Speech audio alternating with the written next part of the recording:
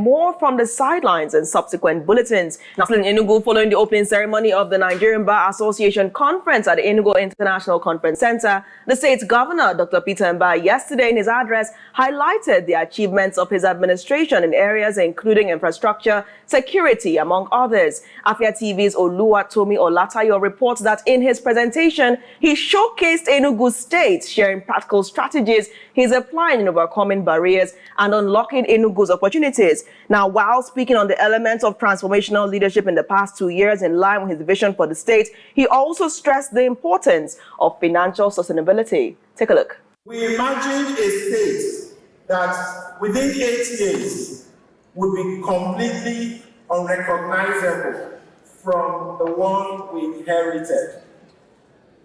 But vision alone is never enough.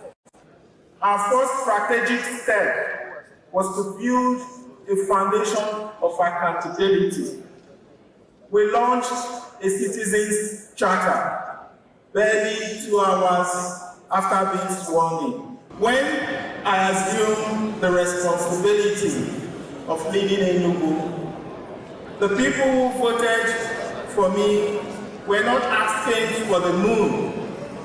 They wanted running water. They wanted reliable public services. They wanted a modest, secure income.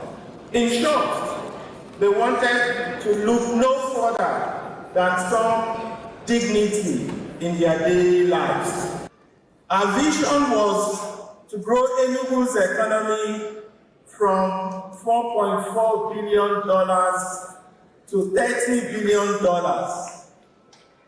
to reduce the poverty headcount to 0, and to make Enugu State the preferred destination for business, for tourism, and for living.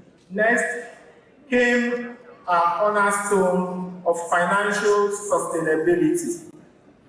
That meant ending the leakage within the critical civil service and tracking the flow of every penny. Every transaction was digitized, saving millions that once slipped away. We invested into critical infrastructure and services like water and roads, because without those basics, nothing else could move.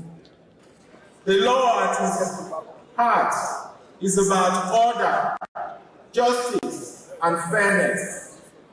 Leadership at its best is about channeling those same values into building systems that uplift people.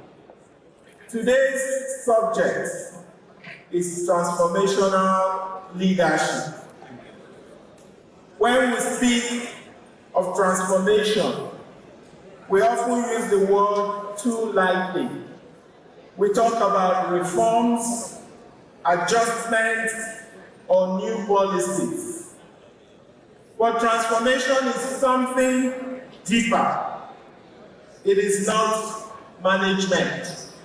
It is not tinkering at the edges of what already exists.